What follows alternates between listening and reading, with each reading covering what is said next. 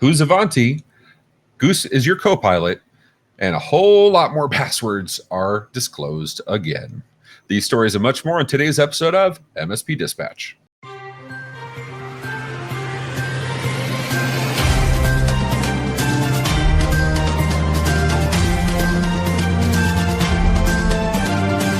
This episode is presented by OIT VoIP. Enhance your client's communication abilities with our VoIP solution, featuring integrated billing, on-demand training, and live US support.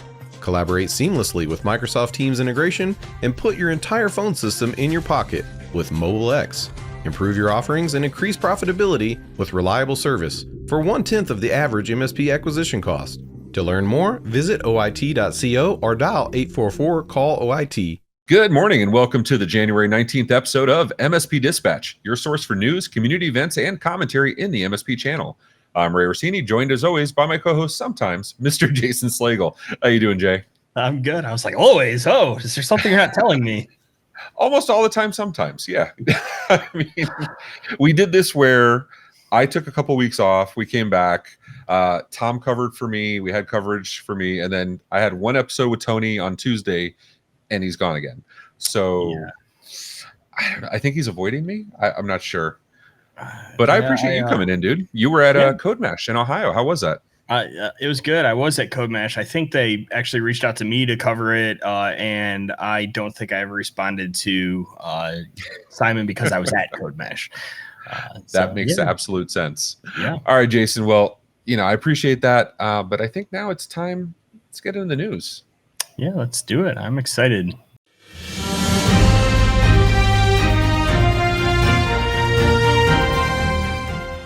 In my first top security story, Ivanti zero-day exploits skyrocket worldwide, written by Nate Nelson for Dark Reading. Thousands of Ivanti VPN worldwide have been compromised due to two unpatched zero-day vulnerabilities disclosed last week.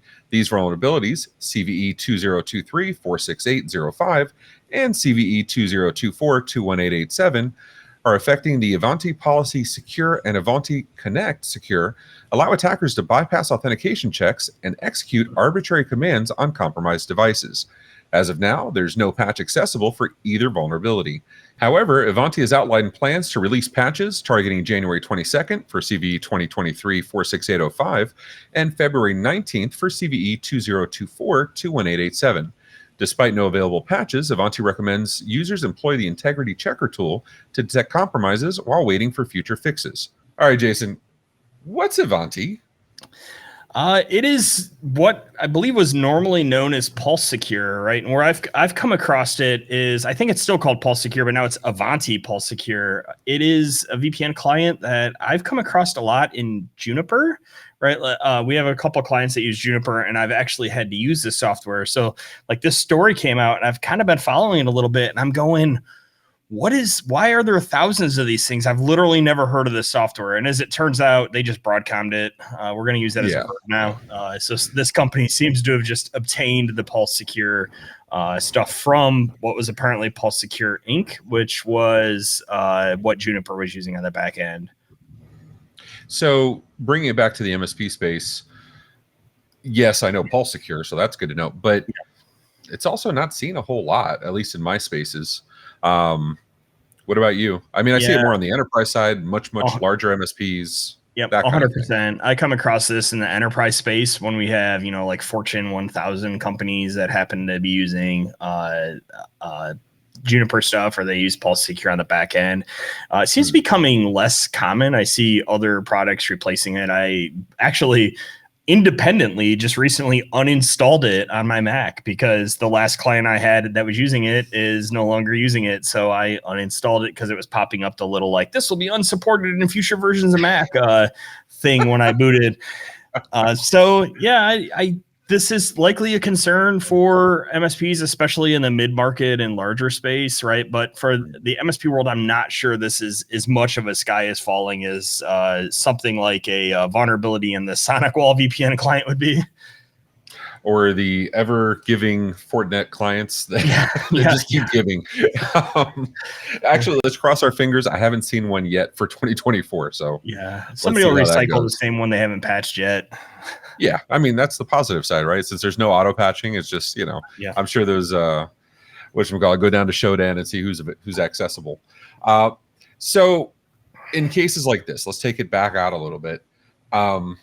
When you see something that says there's no patches available, it's going to be a minimum of, well, in this case, it's getting released on the day of this episode, but the second one won't get released until February. When you have apps like that if it's a VPN app, if it's a security app, it's not like the org's going to just stop using. So what do you recommend for those MSPs actually using this stuff? Stop using it. There is no really good answer here, right? Like in the case where you end up with no patches available, your options are relatively limited. Can we firewall it off so at least you can only talk to it from my general geographical region, right? Because these are all, I presume, largely drive-by attacks. Some initial access brokers went out and popped all of them and is now just selling access to them. This falls into the case of, do anything. If you can't shut it off, which obviously is the first advice, then you do literally anything you can to try to limit the blast radius. I'm a little suspect about the recommendation that they use integrity checker tool. It's like, hey, buy this other thing to, deal with the thing that we haven't fixed yet. Yeah, no, that doesn't work for me. And then, the biggest thing here is, network devices need love too. MSPs are really good at patching Windows boxes and not so great at patching other things. And same thing exists in enterprises, where there's like single button patching in Windows. All the Windows boxes get patched, right? But when's the last time your switches got patched or your network devices got patched? Right. They just don't get that until something's wrong with them like this. Yeah. And like you said, this is usually mainly in enterprises, very, very, very large enterprises. You can't change the color of pen you're buying without a whole review and approval and change management process. So I think we're entering a world where we'll start to see that change, because the initial access brokers are getting so quick at weaponizing this that the days of the week to 2 weeks between somebody putting in a request for change in it, getting through CAB, and then actually being able to implement them, it's too long for anything internet exposed these days. So I think you're going to start to see enterprises and MSPs need to also kind of shorten that time frame. With that said, MSPs, let us know in the comments below, or let us know on Discord how you feel. But speaking of AI, we have some Copilot news, right? Yes, we do.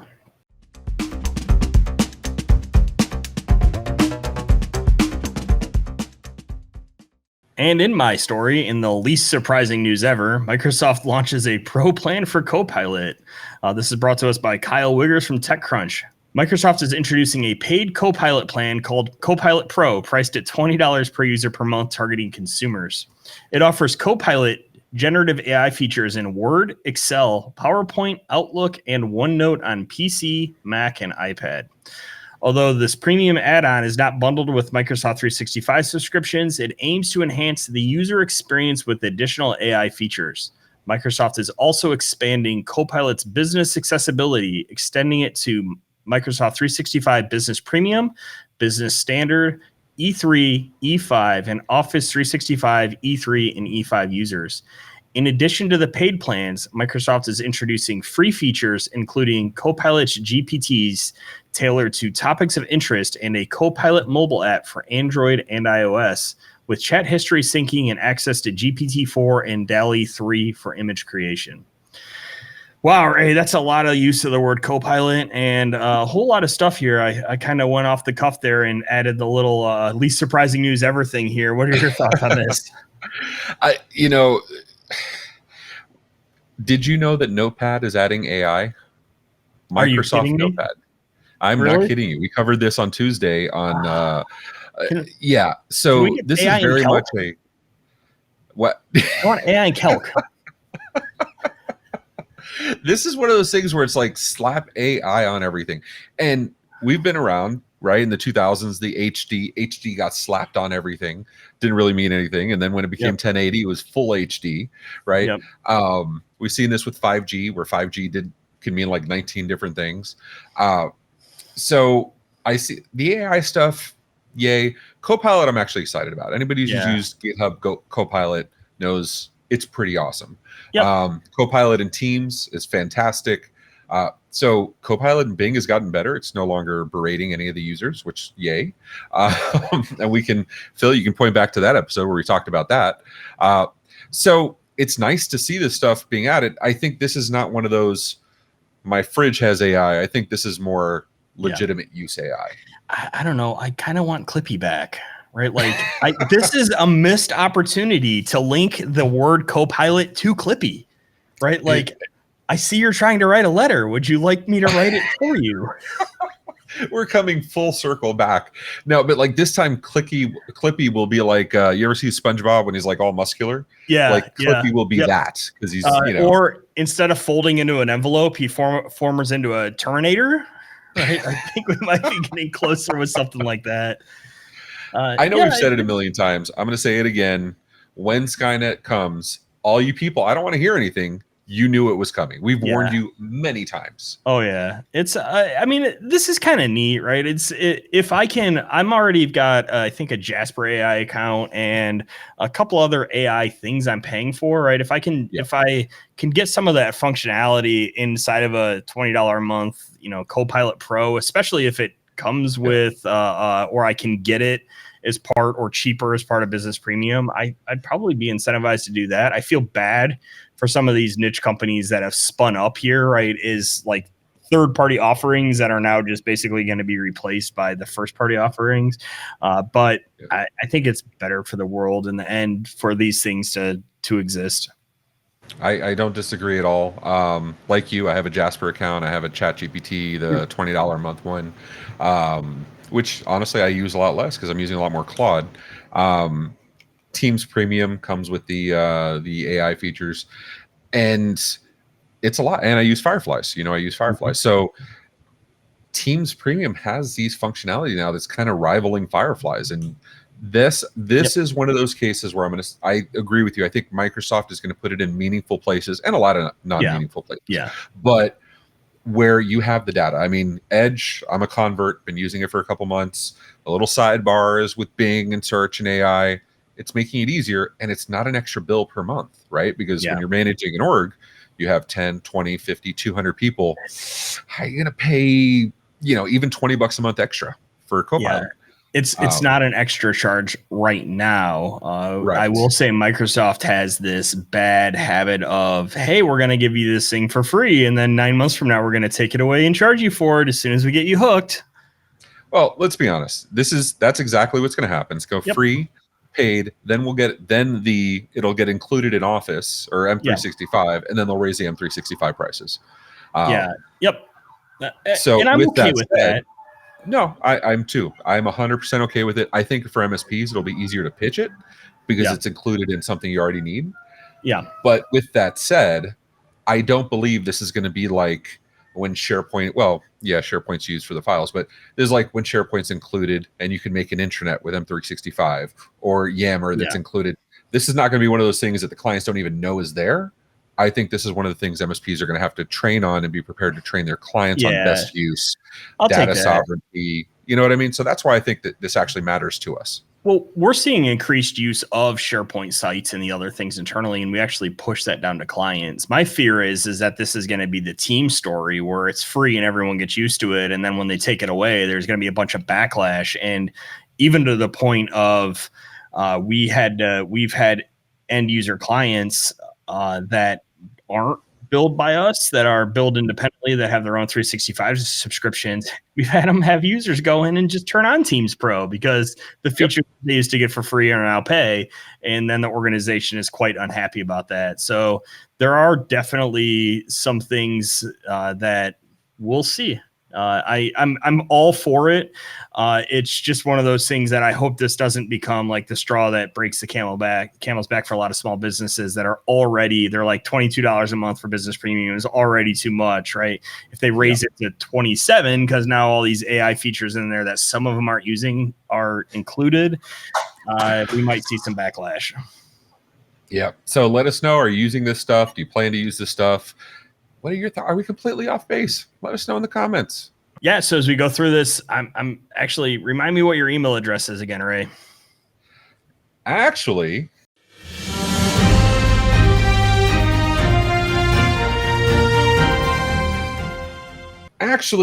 my email may already be available on the internet. In my third top story, Have I Been Pwned adds 71 million emails from the Naz.API stolen account list. This is a story written by Lawrence Abrams on Bleeping Computer. Recently, Have I Been Pwned added nearly 71 million email addresses from Naz.API dataset into its breach notification service. Troy Hunt, the creator of Have I Been Pwned, added the dataset after receiving it from a tech company in response to a bug bounty submission. The Naz.API dataset totals 104 gigabytes across 319 files and includes over 1 billion credentials from credential stuffing lists and information stealing malware. Furthermore, each entry in the Naz.API data contains a login URL, a corresponding login name, and a linked password taken from an individual's device. Users under the API submission on Have I Been Pwned were likely infected by malware, leading to password theft for services like Facebook, Yahoo, Roblox, and eBay.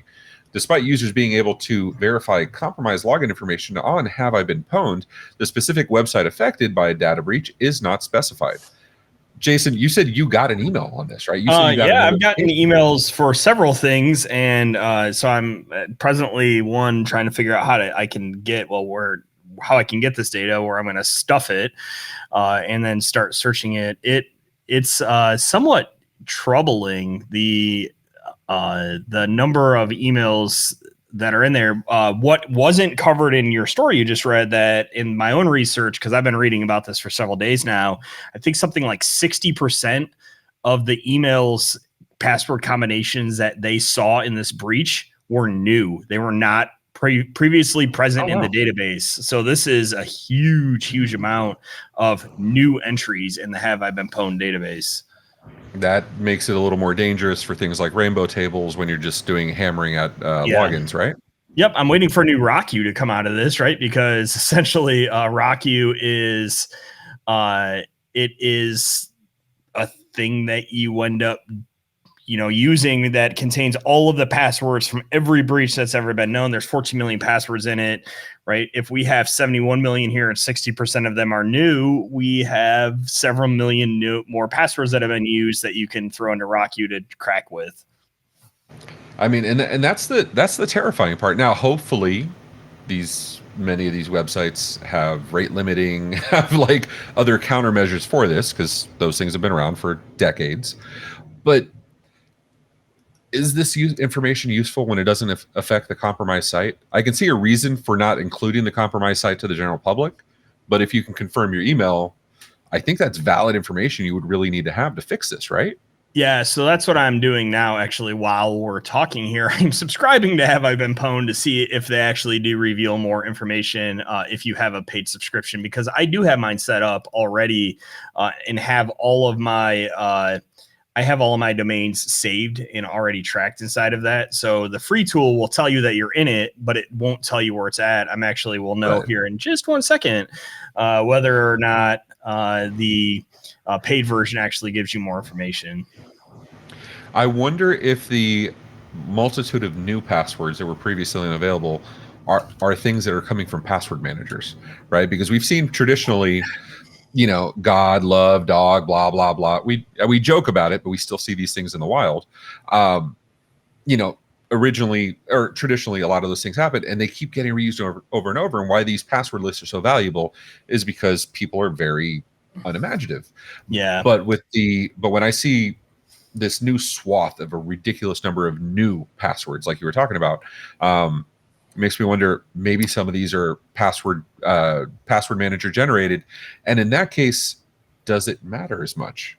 So based on what I was able to read, these passwords are actually stolen from info grabber compromises, right? So people that get browsers compromised and then they steal them out of the cookie history and stuff like that, right? So that's why I'm really curious about some of my own personal stuff that's shown up in it. If have I been pwned, and I'm not going to be able to do it obviously here because I have to do DNS text records, and I think that's a little more cognitive load than I can do while I'm on a video recording with you. So you'll have to join the Discord to find out if I'm if I actually was in there. But that's where most of this data came from. Is what I read was a lot of it was believed to be collected and aggregated from info stealing malware on PCs. So I love the call out to Discord, and maybe once you figure out the process, as you do figure out a process to get the actual websites, I'd really love to see, maybe we'll do a little content piece teaching other MSPs, because this affects everybody. Oh yeah. So Have I Been Pwned is a great tool. Like, we have other tools that we use internally, right? Like there's a bunch of MSP specific tools. I believe even Hoodoo, for instance, if you have password stores, does checks against them.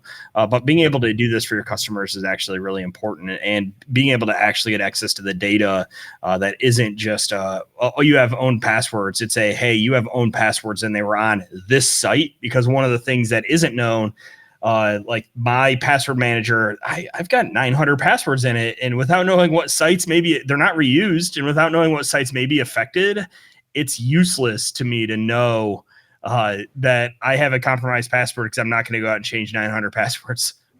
Yeah, which is why stuff like password list really matters, which is why password rotation kind of mitigates the risk on this. As more automated and alternate forms of identification access become available, I'm hoping we don't have to say as many of these anymore. But something I'll never get tired of is reading our notables. Let's get into it.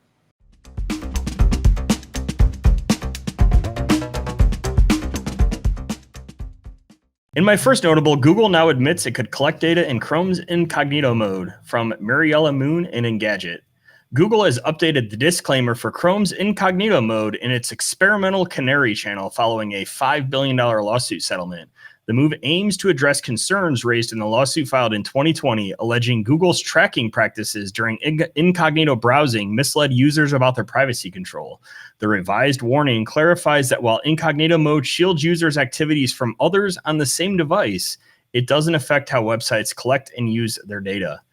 The disclaimer now states this won't change how data is collected by websites you visit and the services they use, including Google. And in my next notable, Beeper users say Apple is now blocking their Macs from using iMessage entirely, from Sarah Perez of TechCrunch. Despite the removal of Beeper Mini from the Play Store, the Apple Beeper saga continues, with users now reporting iMessage bans on their Macs. Apple's move, seemingly aimed at disabling Beeper's apps, unintentionally impacted its own customers seeking alternatives. This ongoing conflict, which has caught lawmakers' attention, has led to complaints on forums where Macs are unable to send iMessages due to alleged spam flags. It also highlights tensions over iMessage interoperability and raises questions about Apple's response to third-party solutions. In my first notable mention, VMware end of availability on many VMware vSphere editions, written by Cliff Robinson for Serve the Home. VMware has recently announced the end of availability for various products impacting users due to Broadcom acquisition and a shift to subscription models. This includes different editions of VMware, vSphere, Cloud Foundation, vSAN, NSX, and more. In light of the end of availability, all licensing options are affected, prompting VMware to introduce subscription options for renewals. This move aligns with a broader transition towards subscription-based models, resulting in significant changes to the purchasing journey. Notably, even core products like VMware vSphere no longer allow online purchases. Customers are now required to contact resellers or sales for subscription options. In my second notable mention, Google fixes first actively exploited Chrome 0 Day of 2024, written by Sergio Gatlan for Bleeping Computer. Google has addressed the first actively exploited Chrome 0 Day vulnerability of 2024 by issuing patches for users on Windows, Mac, and Linux platforms. CVE 2024-0519, a vulnerability in the Chrome V8 JavaScript engine, presents an out-of-bounds memory access flaw, risking unauthorized data access or system crashes. While details of exploits are yet to be fully disclosed, Google is taking precautions by restricting access to bug details until a significant number of users have applied the fix. Moreover, updates fix other vulnerabilities like V8 out-of-bounds write and type confusion laws, allowing arbitrary code executions on compromised devices.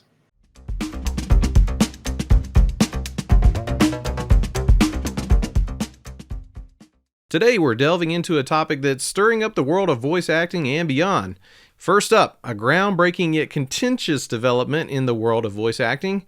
SAG-AFTRA, the union representing performers, has struck a deal with AI voice technology company Replica Studios. It's a first-of-its-kind pact allowing union members to license digital replicas of their voices for video games. Here's the catch: not everyone's cheering. For many voice actors, this move is less about opportunity and more about the looming shadow of AI taking over their jobs.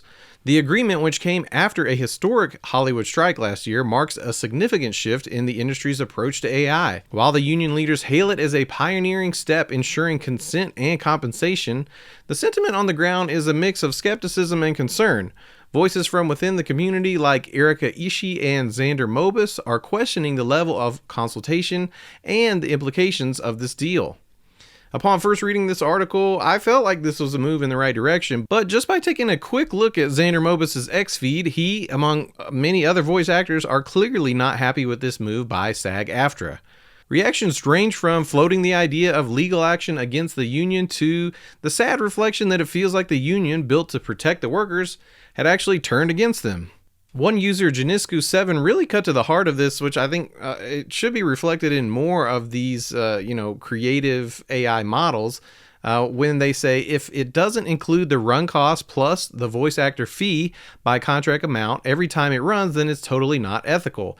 I think that's a great point. I think that's something that, when people are worried about a creative AI model like a voice synthesis or a image generator or a movie generator, this is what they're worried about. Yeah, okay, I can license my likeness to this thing, but am I going to be compensated every time it's used, or is this like a one-time deal?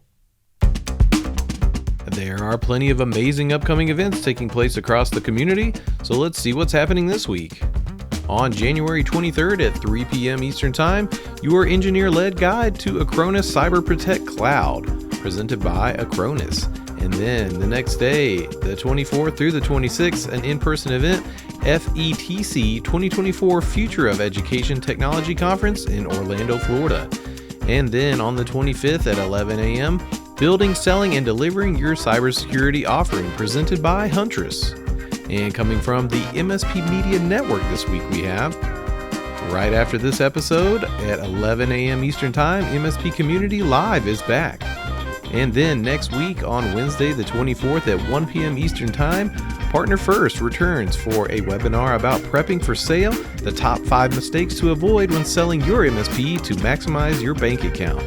And on Friday the 26th at noon, Bits and Books returns for another book club meet about Hidden Potential by Adam Grant.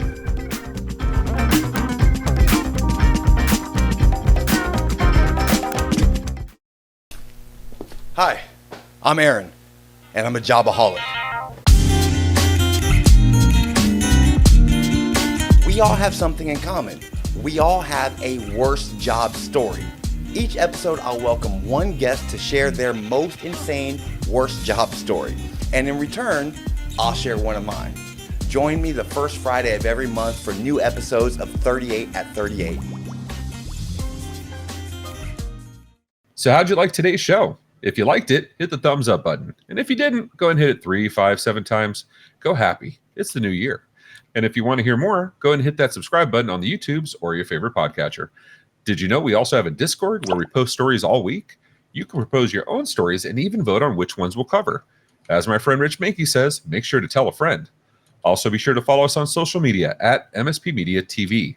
Have any questions? Email news@mspmedia.tv for answers on the next episode, or leave us a voicemail, 833-MSP Network. All right, Jason, I appreciate you filling in here. I appreciate all of your insight and details and the MSP perspective. Yep. If there's one of these 7 stories that we've covered today that this is the one you're going to think about a little longer, which is it? It's the password one for sure. And the VMware one, right? Like as a partner on the VMware side, based on what I've been told, they've essentially are no longer allowing partners that have less than $500,000 a year worth of revenue. So even if I wanted to renew some of the VMware stuff, I can't. Yeah, it's these companies making it harder and harder to do business with them. Feel bad for the MSPs. To me, it just pushes everybody closer to Azure, GCS, AWS. I mean, It is what it is. But like you said, Jason's going to be continuing to think about this. Hit him up on Discord. Hit me up on Discord. As a matter of fact, all our show hosts are on Discord. So check it out. The link's below.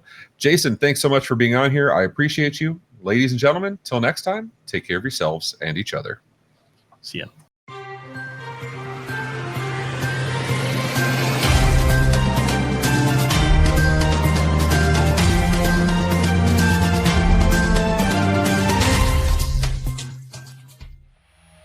This has been a broadcast of the MSP Media Network.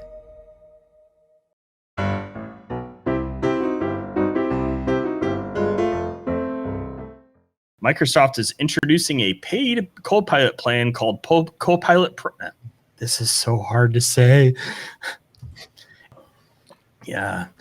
And speaking of comments, email accounts have tons of comments, and you have a story about lots of email accounts. I think that was the worst segue in the history of segues. We're going to roll with it.